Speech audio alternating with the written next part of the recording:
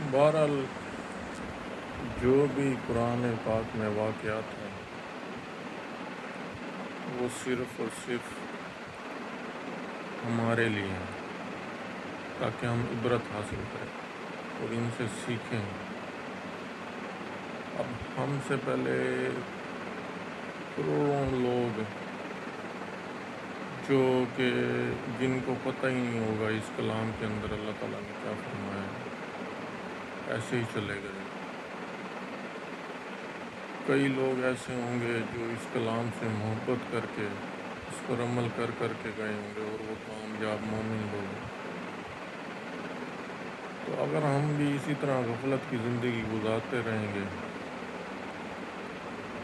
تو جو ہے نا اس کلام کی ہم عزت تو کرتے ہیں،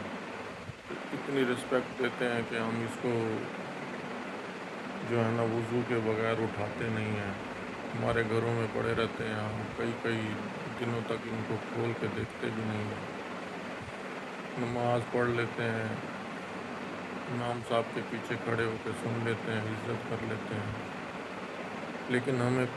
یہ پتہ نہیں ہے کہ اس میں اللہ تعالیٰ کیا فرما رہے ہیں، ہمیں کیا سمجھانا چاہ رہے ہیں۔